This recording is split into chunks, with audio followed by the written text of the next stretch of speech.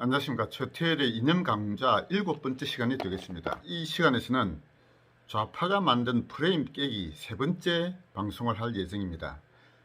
그 제목은 반독재 민주화운동이라는 허상이라는 제목으로 하겠습니다. 그 강의에 들어가기 전에 제가 이 이념 강좌를 하는 취지에 대한 말씀을 드리도록 하겠습니다. 현재 이 방송은 정기련 TV라는 이름으로 정치개혁 부산연합의 공식 채널입니다. 정치개혁 부산연합은 부산에서 제대로 된 우파적 가치에 대한 학습을 한 인물을 키워서 정치권을 내보내고자 하는 것이 그 목적 중 하나라고 할 수 있습니다. 정치권이라고 하면은 내년 6월 1일 지방선거에서 선출될 지방 권력을 담당할 인물들과 총선에서 국회의원으로 당선될 인물들을 다 포함하는 것이라 할 수 있겠습니다. 시장, 교육감, 구청장, 시의원, 구의원, 그리고 국회의원, 대통령까지 모두 정치권이라고 할 수 있겠는데요. 대한민국의 정치권에서 우파 진영이라고 할 수 있는 정치권 인사들 중에 우파적 가치에 대한 학습을 제대로 한 인물이 거의 눈에 띄지 않습니다. 대부분 혈연, 학연, 지연이라는 인연을 매개로 하여 밀실에서 그들끼리 사적 거래를 통하여 정치권으로 진입하고 있다, 이렇게 보는 것이 정확한 현실 진단이라고 할 수 있을 것입니다. 좌파는 그들 나름대로 시민단체에서의 활동과 학습을 통한 정치권 진입 경로가 있었습니다만, 우파는 시민단체에서의 학습을 통한 정치 신인의 발굴이라는 경로는 그동안 거의 없었다고 할 것입니다.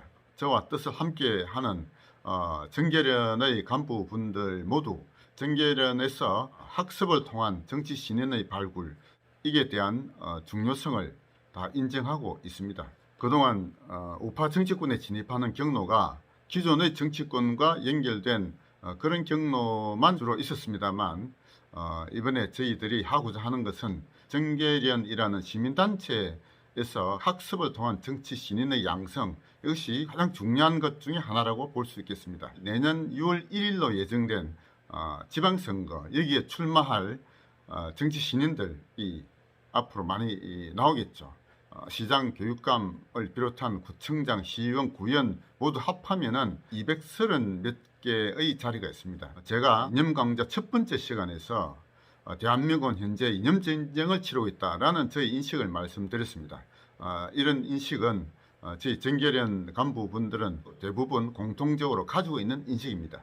이 이념 전쟁에서 승리하기 위해서는 손자가 말한 지피지기면 백전불태다라고 하는 것을 기본 전략으로 삼고자 합니다. 지피지기, 적을 알고 나를 안다 하는 것이 전쟁에서 승리하기 위한 기본적인 출발점이라고 할 수 있겠는데요. 지라는 것이 바로 학습을 뜻하는 것입니다. 특히 이념 전쟁은 총칼로 하는 전쟁이 아니라 사상으로 하는 전쟁이기 때문에 이념에 대한 학습이야말로 가장 중요한 첫걸음이라고 할 수 있겠습니다. 제가 저희 이념 강좌 첫 번째 시간에서 이 이념 전쟁에서 승리하기 위한 3단계를 말씀드린 바가 있었습니다. 첫 번째 학습의 단계, 두 번째 조직의 단계, 세 번째 권력 장악의 단계라고 말씀드렸는데요. 그 세 가지 단계에서 우파 진영의 인사들이 쏟아야 할 모든 역량의, 제가 생각하는 퍼센트를 말씀드렸습니다. 학습에 쏟아야 할 것을 전체 역량의 50%라고 제가 말씀드렸습니다.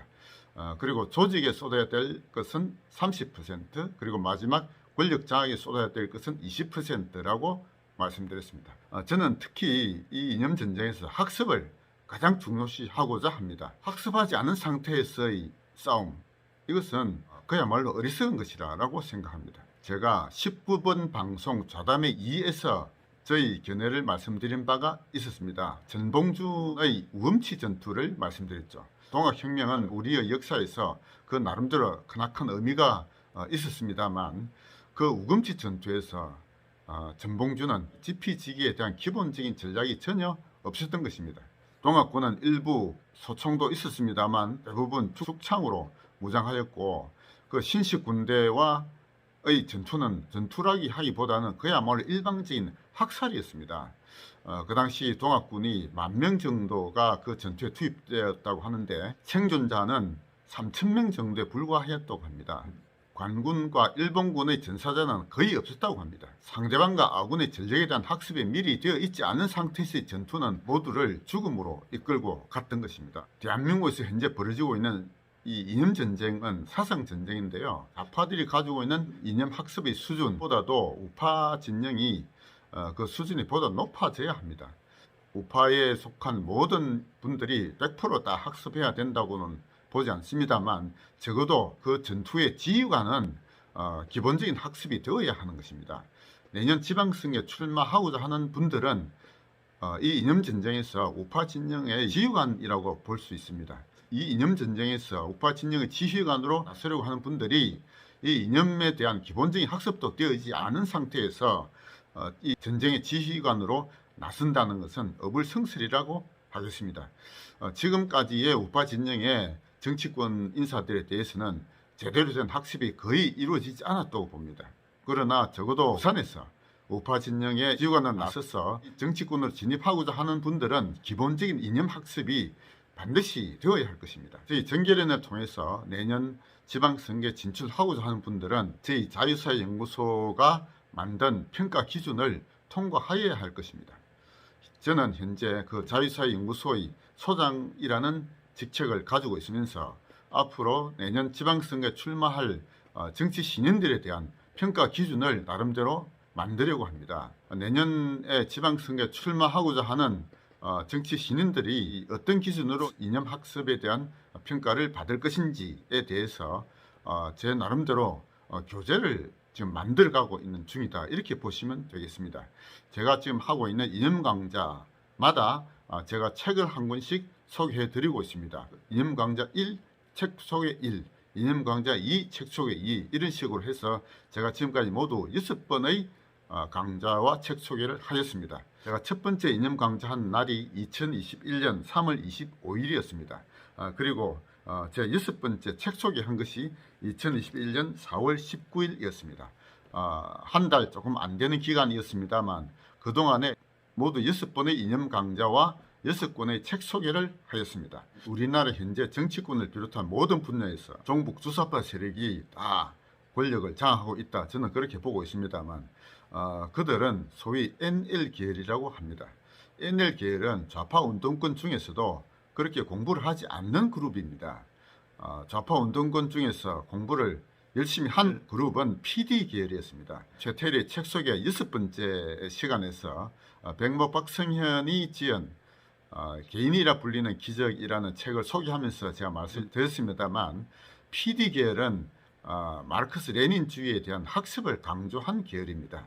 그에 반하여 NL 계열은 학습보다는 공산혁명가의 품성을 더 강조했던 그런 계열이라고 할 수 있습니다. 그래서 NL 계열은 거의 공부를 하지 않았다고 봐야 됩니다. 지금 현재 대한민국을 지배하고 있는 좌파 운동권의 지적 수준은 아주 같은 것입니다. 우파 정치권에 진입하고자 하는 정치 신인들은 그 학습 수준이 좌파 진영의 주도 세력이라고 할 수 있는 NL 계열의 좌파 운동권보다 더 깊어져야 합니다. 그런데 이 NL 계열 출신들은 거의 깊이 있는 학습을 하지 않았기 때문에 그 수준이라는 것이 바로 바닥이 드러나는 것이라고 생각됩니다. 우파 시민운동에서도 학습을 강조한 인물이 있었습니다.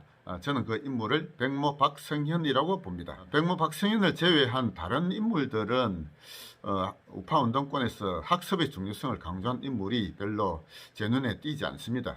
일부 유튜브를 하는 농객들 중에서 그런 학습의 깊이가 어느 정도 있는 분들이 있습니다만 그분들은 유튜브 방송을 하는 농객으로 그치고 시민운동을 직접 하는 운동가라고 보기는 어렵죠. 제가 이 그 이념 강좌와 책 소개를 하는 이유가 정계련을 통한 정치 신인을 발굴하고 그분들에게 이념 학습을 시키는 기본 교재를 만들고자 하는 것입니다. 이 방송을 보면서 내년 지방선거에 출마하고자 하는 의사를 가지고 있으면서 제 정계련을 통해서 그런 경로를 찾고자 하는 분이 있다면 제가 지금 하고 있는 이 이념 강좌와 책 소개를 찬찬히 보시고 그것을 좀 따라오시기 바랍니다.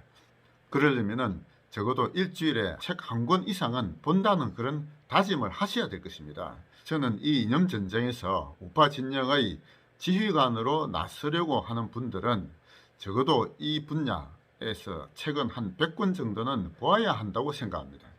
그러려면 적어도 일주일에 한 권 이상 책을 보겠다라는 이런 각오를 하시고 나름대로 독서에 대한 계획을 세워주실 것을 부탁드립니다. 이 시간에 본 방송으로 들어가겠습니다. 제가 좌파가 만든 프레임을 깨뜨려야 한다고 말씀드리면서 저 첫 번째 것을 좌파를 진보라 그러고 우파를 보수라고 부르는 것에 대한 말씀을 드렸고요. 두 번째가 개인주의에 대한 말씀을 드렸습니다.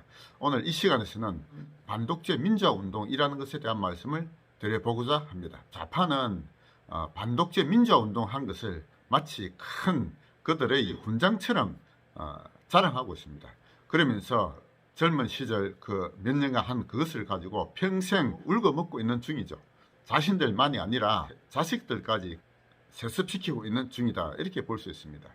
5.18에 대한 것이 대표적인 것이고 그거 말고도 뭐 여러 가지 시도를 하고 성공한 것도 있고 뭐 실패한 것도 있지만 그들은 소위 반독재 민주화운동을 했다는 그 전력을 가지고 이 대한민국에서 모든 권력을 장악하고 있는 것입니다. 그들은 독재는 나쁜 것, 민주는 좋은 것이라는 프레임을 가지고 있습니다. 일단 그 프레임을 먼저 깨뜨려야 하겠습니다. 저희 생각을 미리 결론 지어서 말씀드리면 독재와 민주 그 자체가 나쁘고 좋고 라는 것이 아니라는 것입니다. 독재가 나쁠 수도 있고 좋을 수도 있다. 그리고 민주도 나쁠 수도 있고 좋을 수도 있다 라는 것이죠. 그것이 저희 결론입니다.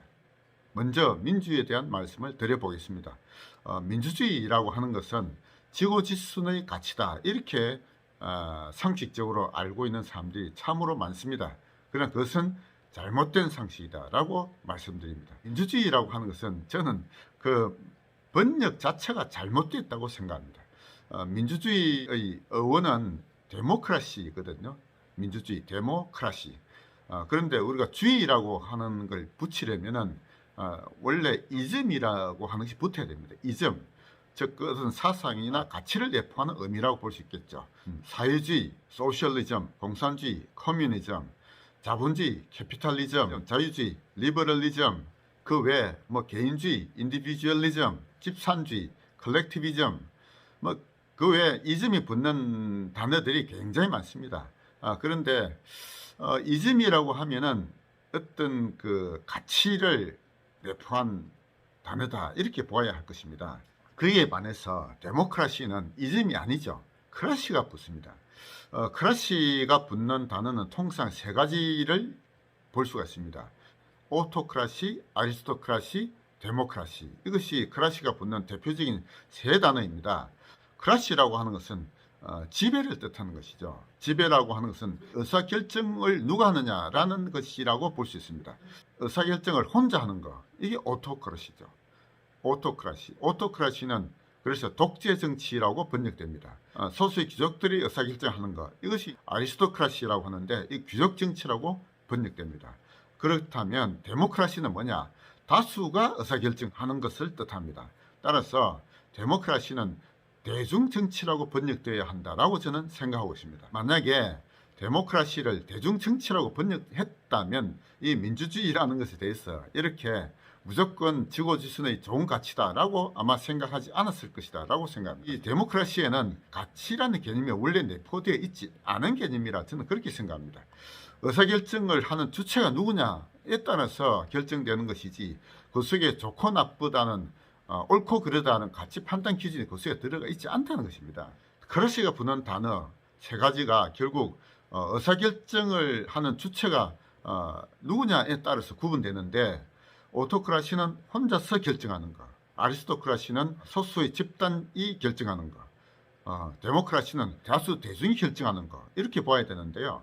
군주 정치에서는 오토크라시였겠죠. 혼자 결정한다. 그러나 실질적으로 군주 정치에서도 혼자 결정하는 사례는 그렇게 많지 않았다고 봅니다. 왕이 의사결정할 때도 혼자 결정하기보다는 그 주변에 있는 여러 신하들이 의견을 개진했던 경우가 훨씬 많았을 것입니다. 사실은 역사적으로 볼 때 대부분의 의사결정은 아리스토크라시였다고 저는 보고 있습니다. 국회에서 법을 정할 때 그것도 아리스토크라시라고 볼 수 있지 않겠습니까? 300명의 의원들이 모여서 결정하는 거, 이 사실은 국민 5천만 국민에 비해서는 소수라고 봐야 되겠죠. 뭐 청와대에서 의사결정하는 거 다 소수의 집단 지도 체제 하에서 이루어진다고 보지 않겠습니까?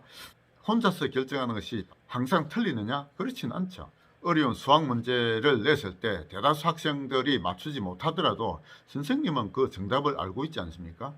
예, 그리고 뭐 바둑을 뜰 때도 아주 바둑 고수가 뜨는 한수, 그 대다수 바둑을 잘 모르는 사람들이 알지 못하는 한수, 그것을 바둑 고수는 그 정답을 알고 있지 않습니까? 그 외에도 여러 다른 분야를 보더라도 그렇습니다. 그 분야의 소수의 전문가가 그 정답을 알고 있는 경우가 훨씬 많죠. 그 분야를 알지 못하는 수많은 대중들이 그 의사결정을 제대로 할 수가 있겠습니까? 따라서 의사결정의 주체가 소수냐 다수냐 하는 것만을 가지고 다수가 의사결정하는 것이 항상 좋다라고 할 수는 없는 것입니다. 민주주의가 제대로 실현되려면 두 가지 조건이 필요하다라고 생각합니다. 그 첫째는 정보를 전달하는 자가 편견 없는 정보를 전달해야 된다라는 것이 전제되어야 하는 것이고, 다음에 정보를 해석하는 대중이 정보 해석의 수준이 다 함께 균등하게 높아져야 하는 것입니다. 그런데 현실적으로 정보를 전달하는 정치권이나 언론 자체가 정보를 벌써 편향되게 전달하고 있습니다. 그리고 정보를 전달받는 국민들이 그 정보를 균질되게 해석할 수준이 다 되었냐라고 하면은 그렇지 않다는 것은 우리 누구나 다 알고 있는 것입니다. 따라서 현실적으로 볼 때 민주주의라는 것은 달성되기 불가능한 신기루 같은 것입니다. 실제로는 다 소수의 전문가가 모여서 의사결정을 하고 있다, 이렇게 보아야 하는 것이죠. 그것이 보다 올바른 판단을 내릴 수 있는 좋은 의사결정 체제다라고 보아야 하는 것입니다. 그럼에도 불구하고 민주주의를 주장하는 자들이 참으로 많죠. 대부분은 대중을 속이는, 선동하는 문구다라고 보아야 합니다. 공산주의자들도 애당초 그들이 처음 출발할 때 다 민주주의 한다고 하였습니다. 마르크스와 엥겔스가 1848년에 저술하였던 공산당 선언에도 민주주의라는 말이 나옵니다. 그리고 레닌이 1902년에 저술한 무엇을 할 것인가에서도 민주주의라는 말이 참으로 많이 나옵니다. 그리고 북한도 국호가 조선인민민주주의공화국이지 않습니까?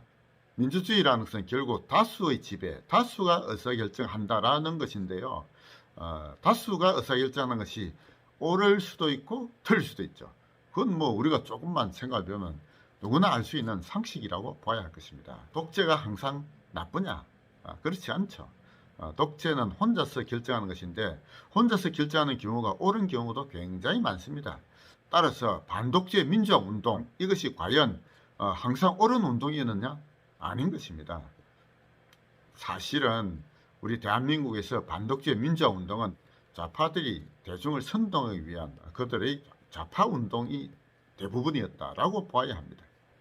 따라서 반독재 민주화 운동이란 그 자체가 지고지순한 운동이었다라고 볼 수는 없다 하는 것이 오늘 제가 말씀드린 결론이라고 보면 되겠습니다. 최태일의 이념 강좌 7번째 시간이었습니다.